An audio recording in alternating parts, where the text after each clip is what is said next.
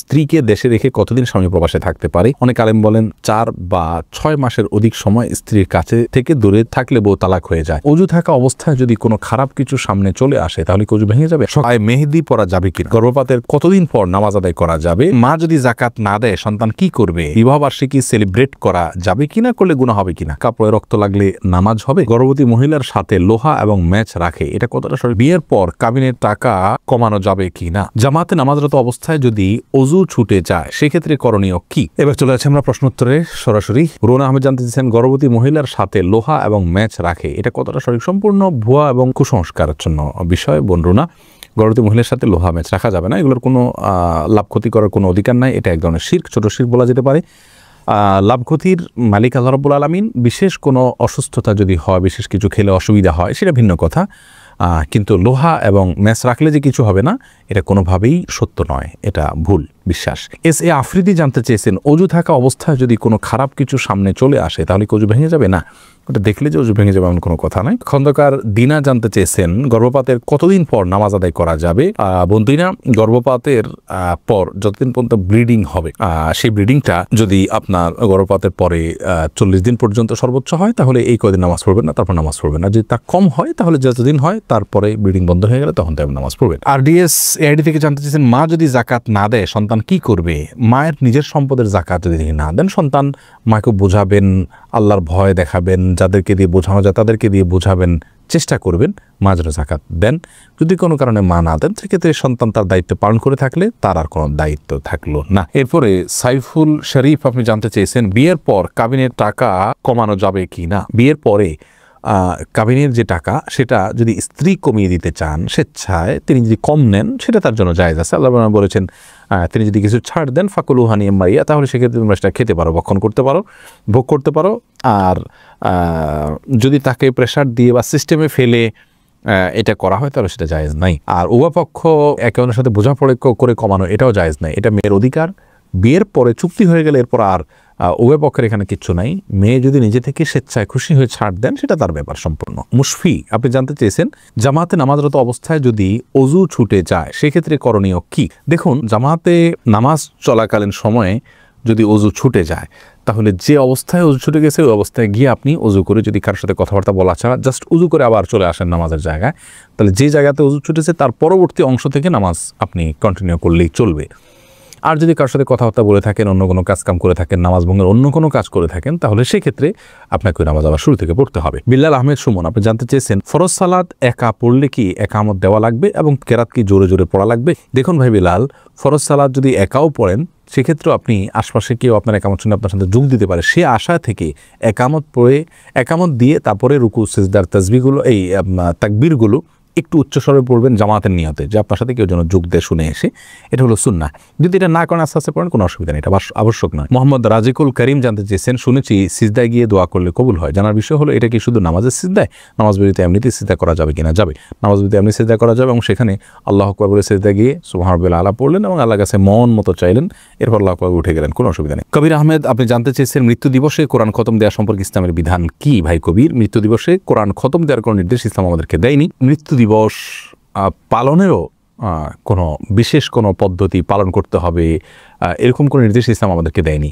মানুষের মৃত্যুবরণ করেছেন, এরপরে সেটাকে সেটাকে মাথায় রেখে মেনশন করে সেই বছরটাকে প্রতি বছর একবার করে যে কোনোভাবে হোক উদযাপন করা, এই শিক্ষাটাই ইসলাম দেয়নি আমাদেরকে। আমরা সারা বছর মৃত্যুর জন্য সাধারণভাবে দোয়া করব, তার জন্য করণীয় কাজগুলো করব, এটাই হলো ইসলামের শিক্ষা। আবু হাইল আপনি জানতে চেয়েছেন সকালবেলা দোকান খোলার পর কোন সূরা পড়লে রিজিকে বরকত আসে, বলবেন কি? আসলে ভাই এরকম কোনো বিশেষ কোনো সূরা নাই যে সূরাটা পাঠ করলে রিজিকে বিশেষ বরকত আসে, বরং বিসমিল্লাহ বলে যে কোনো কাজ শুরু করলে সেখানে আল্লাহর বরকত দান করেন। আল্লাহর নাম নিয়ে শুরু করলে, জিকিরের সাথে শুরু করলে এবং হালাল উপায়ে সে কাজটা সমাধান করলে ইনশাআল্লাহ তাআলা বারাকা দান করবেন। এরপরে রাবেয়া আখন্দ আপনি জানতে চেয়েছেন মাসিক অবস্থায় আজানের জবাব দেওয়া যাবে কি না? বোন রাবেয়া, মাসিক অবস্থায় আপনি আজানের জবাব দিতে পারবেন, কোনো অসুবিধা নেই।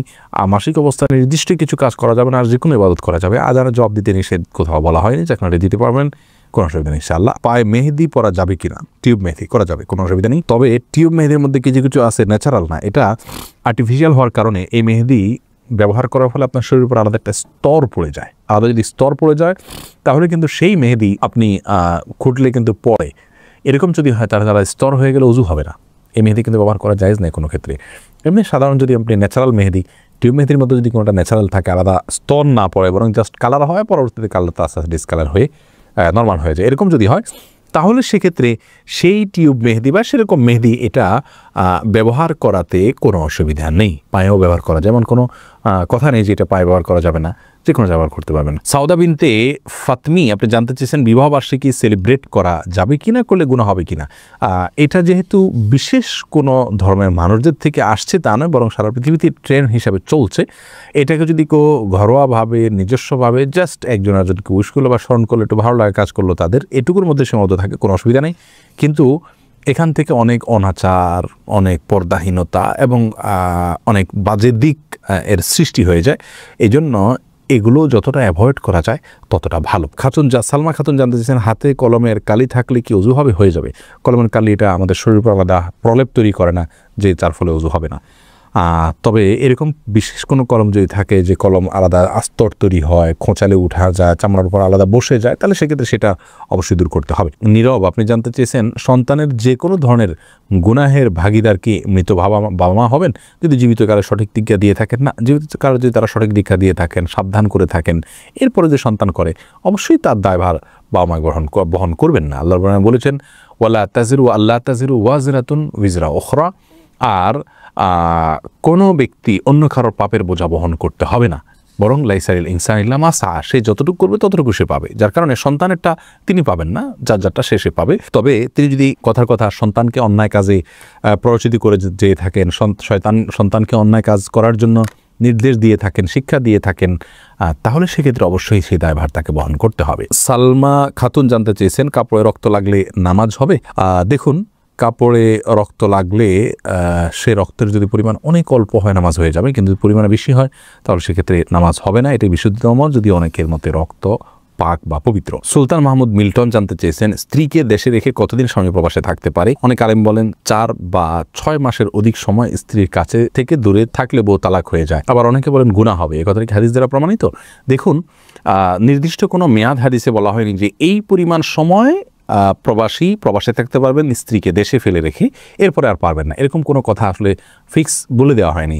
ওমর রাদিয়াল্লাহু তাআলার একটি উক্তি থেকে 4 মাসের সময়ের কথা অনেকে বলেন যে 4 মাসে বেশি থাকা যাবে না, এর কম থাকা যাবে। আসলে এটা ভ্যারি করে স্ত্রীর এবং তার অবস্থার উপরে।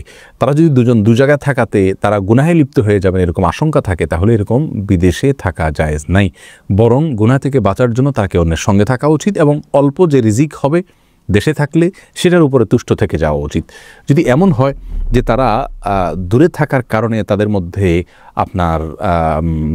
এক ধরনের গুনাহের প্রবণতা চলে আসতে পারে, তারা অপরাধে লিপ্ত হয়ে যেতে পারে, এরকম যদি হয় তাহলে সে অবস্থায় তাদের জন্য এটা জায়েজ নাই, সম্পূর্ণ হারাম। তাহলে আমরা জানলাম যে প্রবাসীর জন্য প্রবাসে থাকার নির্দিষ্ট কোনো মেয়াদ ইসলাম বলে দেয়নি, তবে তার স্ত্রী এবং তিনি উভয় গুনাহ থেকে যতদিন বাঁচতে পারবেন ততদিন তারা থাকতে পারবেন।